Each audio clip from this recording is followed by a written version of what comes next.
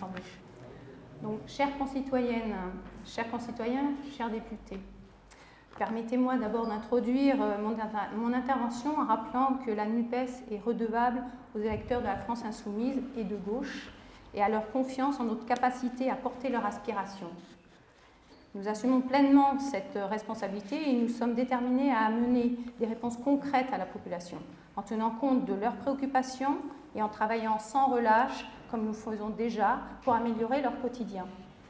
Aujourd'hui, je me tiens devant vous au nom des groupes d'action de Lormont, Artigues, Bassins, Carbon-Blanc, Saint-Loubès, Ambès et Floirac Bloc Populaire de la 4e circonscription et au nom de citoyens déterminés à agir dans un esprit de rassemblement.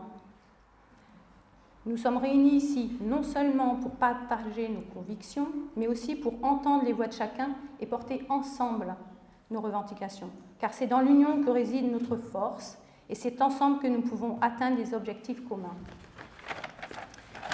La France insoumise a compris depuis longtemps l'importance de s'associer à ses partenaires, qu'ils soient politiques, sociaux ou économiques. L'évolution du nombre de scrutins pour la LFI en témoigne d'ailleurs. Nous reconnaissons que nos luttes ne sont pas menées seules, mais en collaboration avec ceux qui partagent valeurs et notre vision d'une société plus juste et égalitaire. En travaillant avec les acteurs locaux, nous avons la possibilité de créer un changement concret et significatif au niveau de nos communautés et de notre territoire riche autant qu'exceptionnel qu'est la rive droite. C'est pourquoi nous voulons célébrer aujourd'hui une gauche forte et active, une gauche qui ne se contente pas de discours creux, qui agit avec détermination et conviction pour répondre aux attentes de la population.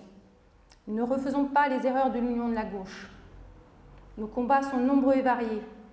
Nous nous engageons à aborder des multiples thèmes et sujets spécifiques qui touchent directement les citoyens, en nous attaquant aux problématiques liées ou non au contexte actuel, aussi bien national que local, avec une approche adaptée à chaque réalité.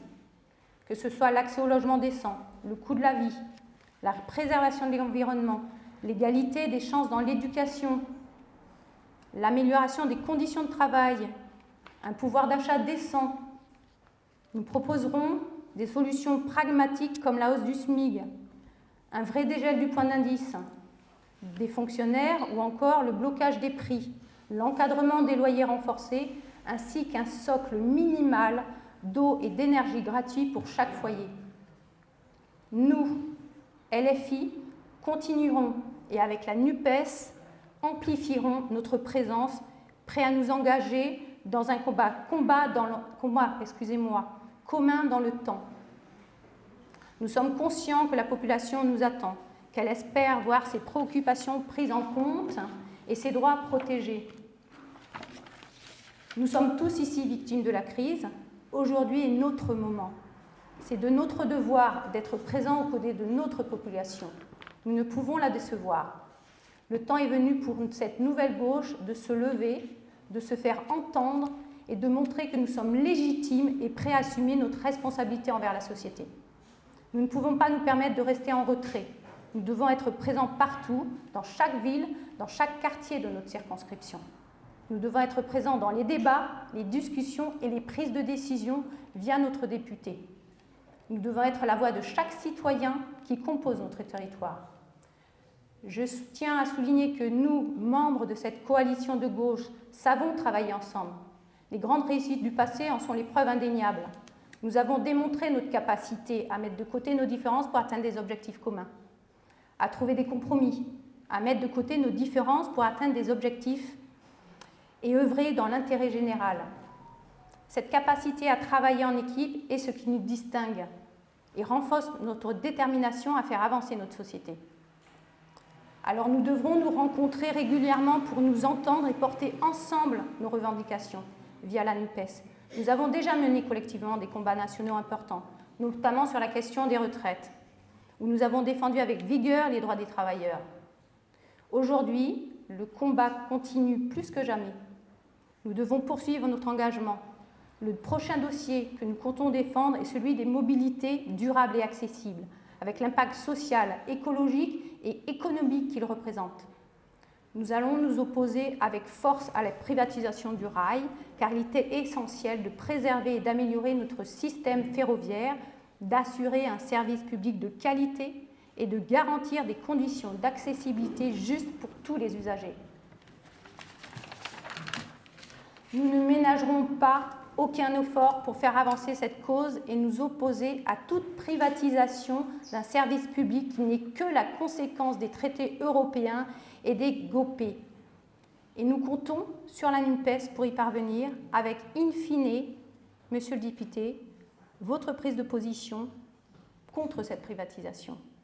C'est le relais de la voix des citoyens de la rive droite. Mes chers concitoyens, nous sommes à un tournant crucial de notre histoire politique. La population attend de nous des actions concrètes et des réponses à ses préoccupations les plus pressantes. Nous sommes conscients de cette responsabilité et nous nous y engageons pleinement. Ensemble, nous pouvons créer un véritable mouvement de changement. Ensemble, nous pouvons défendre une société plus équitable et solidaire. Ensemble, nous pouvons apporter les changements nécessaires pour répondre aux aspirations de chacun. Mais cela ne se fera pas sans effort, sans détermination et sans votre participation.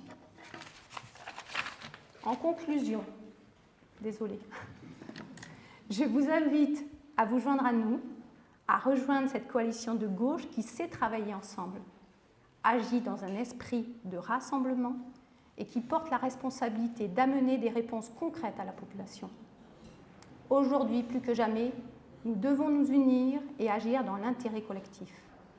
Ensemble, nous nous opposerons, mais aussi proposerons.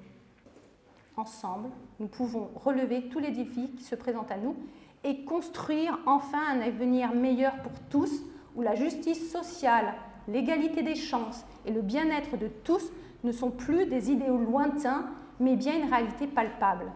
Aujourd'hui, nous lançons un appel à tous ceux qui croient en une société plus juste et inclusive. Je vous remercie de votre attention et je compte sur votre soutien dans cette longue lutte commune car nous avons besoin de vous tous. Faisons vivre cette coalition de gauche et notre engagement envers la population de la rive droite et au-delà. Merci à toutes et à tous.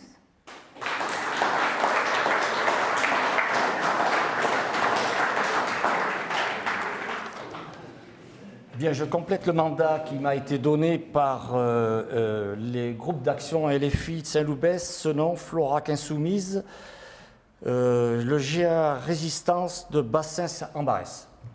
Donc, monsieur le député, je vous remercie de nous accueillir. Je vous remercie également d'être fidèle, effectivement, au mandat que vous aviez pris, en nous rendant compte de votre activité au sein de l'Assemblée nationale. Mais je voudrais porter à la connaissance, je dirais, de l'Assemblée, quelque chose qui ordonne, selon moi, toute la situation. La situation, elle est totalement, je dirais, soumise et ordonnée par la guerre en Ukraine. Et je pense que vous devez d'ailleurs vous en apercevoir au travers des drames qui se nouent, je dirais, en Ukraine. Aujourd'hui, si on va sur les réseaux alternatifs, sur les médias alternatifs, on doit frôler les 800 000 morts. Un tiers de l'Ukraine est rasé.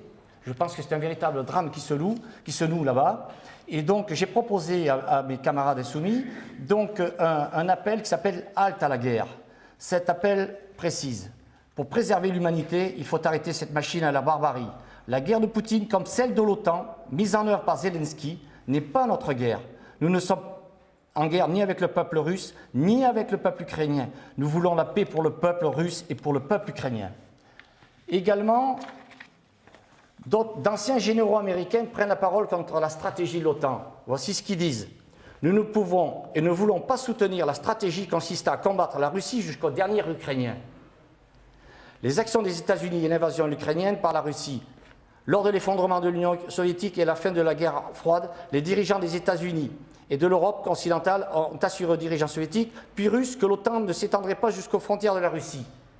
Ce qui s'est produit, ce qui a produit la guerre, ce qui produit la barbarie, ce qui produit aujourd'hui 800 000 morts.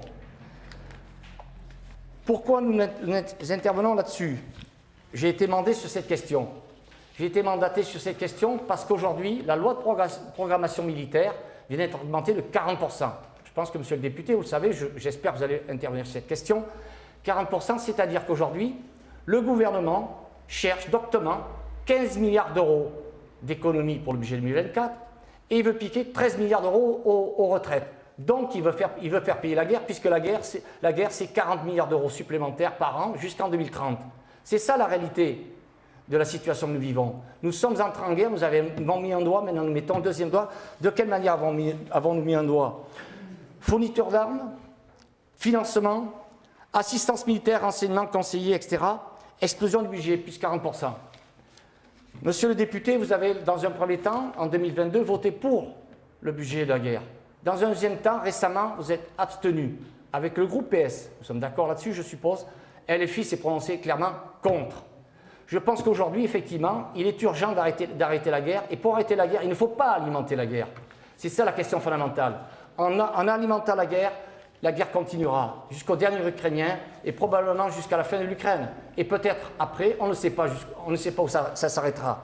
Et donc la privatisation des trains dont on vient d'entendre, effectivement, la mise en œuvre par M. Rousset, Parti socialiste, me semble-t-il, mais anti-nu, me semble-t-il, effectivement, est-ce que c'est une aide à la guerre? Est-ce que c'est ça la solution? Nous pensons que non, effectivement, et je crois que la camarade a totalement raison. Effectivement, il ne faut pas, je dirais, mettre le doigt dans la privatisation de la même manière qu'il ne faut pas remettre en cause les retraites, parce que les économies, on voit très bien où elles vont se terminer. Donc je me tiens à la disposition de ceux qui le souhaitent, avec un appel halte à la guerre, de milliers de signataires déjà. Il y a des regroupements très importants. Il y a eu une manifestation de 50 000 militants pacifistes à Berlin. Il y aura un rassemblement le mardi 27 sur la place publique des droits de l'homme à Bordeaux à 18h30 pour dire non à la guerre, parce que je pense que cette situation va ordonner toute la politique de Macron dans les semaines et les mois qui viennent. Voilà ce que j'avais à dire en plus de ma camarade. Merci de m'avoir écouté.